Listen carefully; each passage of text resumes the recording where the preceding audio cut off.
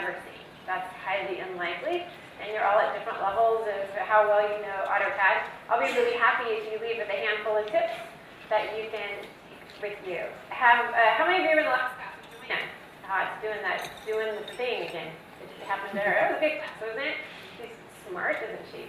So I'm going to start, and then I'm going to cross my fingers at the microphone and we'll play nicely. Okay, so for the first set of tips, all have to do with the user interface. What's funny?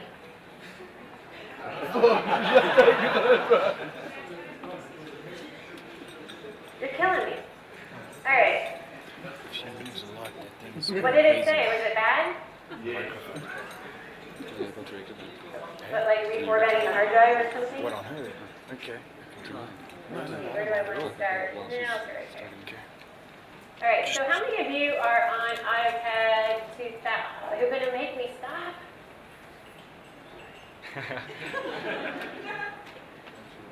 They come in this? Good. Send you a bill later. Sorry about that. It's okay. Have a good one. That's a tip gone, though. Now we're down to 59 tips. How many of you are on release 13, 2013? Oh, that's pretty good. Good. How many of you are on 2012? Okay, most of you are on 12 or 13. How many of you are on 11? 2011? Okay. 2010? He's proud. Yes. 2009? No? You're afraid to raise your hands now, aren't you? Sorry about that. 2008? Which was actually a good release. All right, I know you're not going to raise your hands now. Okay, most of you are on 12 or 13. That's good. So inside of AutoCAD 2013, I'm sure that you noticed if you left the command line where they wanted you to leave it in the middle of the screen, not really in the middle of the screen, but you notice that it's a floating. So it's a floating command line, and it can also be transparent if you want it to be, right? This is for those of you who are really greedy with your screen real estate, because you can move the command prompt, like in the corner of the screen or something like that. And then you can actually come in and you can control the transparency.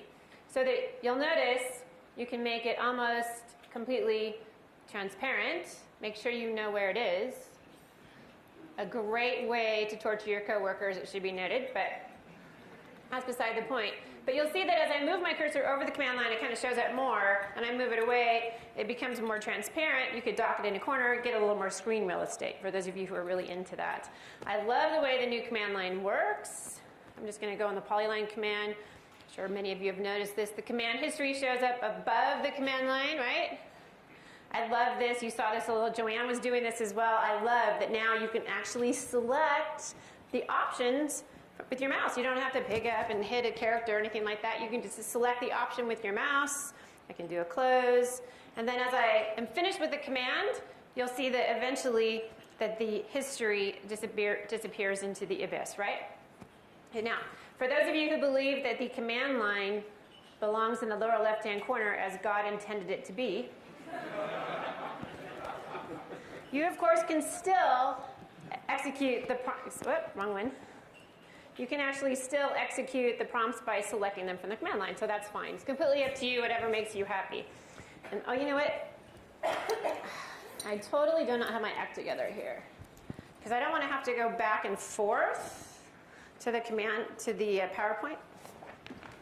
Yay, so I don't have to. Of course, that's not all of them. Where's the rest of them? Now we're down to 57.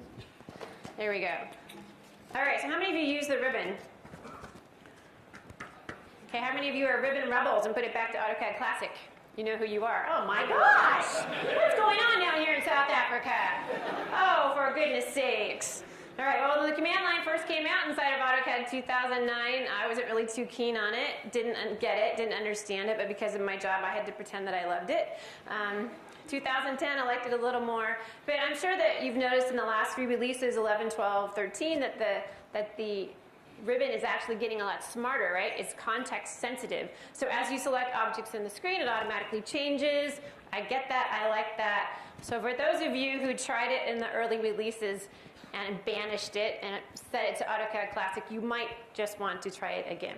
All right, but there you go. There's my, it's not going to go away anytime soon. You might want to give it another try. So one of the things that people don't like about the ribbon is that it takes up a lot of room, right? It takes up a fair amount of room. At the very end of the ribbon, you'll actually see that there are options that allow you to control the size of the ribbon. For example, maybe I want to minimize them to panel buttons, for those of you who like pictures. If you move your cursor over the panels, you'll see that it pulls it down. Or perhaps you would like to read words instead, no pictures, giving you even more screen real estate. As you move your cursor over the ribbon, you'll actually see it pulls the panels down. And last but not least, for those of you who are absolutely brilliant and know your ribbon inside and out, you'll find that you can minimize it even further. You have to actually select on a tab to get it to pull out. And as soon as you move your cursor away, it will roll back up. So those are just options for you. You'll also find the same thing happens. Actually, if you double click on the current tab, it'll minimize it. Just so you know, a little trivia for you. One of the reasons we don't like the ribbon or didn't like the ribbon was because we had to relearn where everything was, right? You already knew where everything was, and then we don't want you to get bored. So we like to move things all around, so you have to learn where everything is all over again. For those of you who have had problems accessing specific commands, like where the heck is the command? If you go into the application menu, which is the A in the upper left-hand corner, if you hit it once and not twice, because if you hit it twice, bad things happen, right? You'll find yourself outside of AutoCAD. This big white area at the very top allows you to type in any command, and AutoCAD will actually show you where that command is in the ribbon. At this point, you can just hit an enter to execute it or select it from the list, but nevertheless, it will educate you on where it is in the ribbon until you can familiarize yourself with that, all right? All right, let's see what else. So sometimes when I'm working on the ribbon, I like to pull a panel off. When you're going to be using a panel for a while, like maybe I'm going to do a bunch of dimensioning, if I come over here to the Annotate tab, you can actually grab these guys and pull them off. Have you done that? Have you discovered that by accident? And then you can leave it on there just like our old toolbars, right? And then you can go from tab to tab to tab. It's not a problem. And then when you're finished dimensioning, there's a nice little tool in the upper right-hand corner that allows you to return it to the panels to the ribbon. It puts it back where it got it from. And you probably also know that you can arrange these guys any way that you want. You can move them around. They're pretty friendly. You can get rid of them if you don't like them. It's completely up to you. So those are called sticky panels when you move them off of the screen. Do you know what Control 0 does? This is for you guys who are crazy about screen real estate. Clears everything, right? Control 0. Oh. Maybe a client comes into the office, they don't need to see everything on the screen, you just want them to focus on the drawing. You can do Control 0. That's how you bring it back as well. And then also, these layout tabs, they take up actually a quarter of an inch of your screen or whatever. Americans, everything's in feet and inches, sorry. Takes up a bit of room. You don't actually have to keep those right there. You can move them down to the status bar by doing a right click. And I wish it didn't say hide layout and model tabs. I wish it said move layout and model tabs, because you'll actually see here is my model space and here is my paper space, and I can get to them very easily. So that works best if you have one layout tab. If you have multiple layout tabs, not so much. But for those of you who want to move it down, get a little extra screen real estate, you may have, yes, everything okay? Oh, just in case things go badly? Okay, thank you. Later I'll sell the access if any of you guys want internet access, all right? I got to earn a living. So, I don't know, have you used Quick View layouts and Quick View drawings? So Quick View layouts would solve the problem.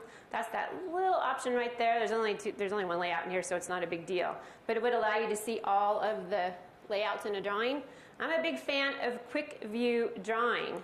That was updated with the last release of AutoCAD. So it's much easier to work with than it was before. It actually has a great big green rectangle around the one that's current, so it's not a game anymore, so you know which one is current. And you can actually go to any of these drawing files and you can see the layouts from the drawing files, and you can easily go to another layout in an open drawing file. In fact, if I come up here to one of the layouts, you'll see that you have the option to print as well. So you can actually, using Quick View Drawing, print a layout and not even have to go to it, which is kind of nice. Big fan of Quick View Drawing.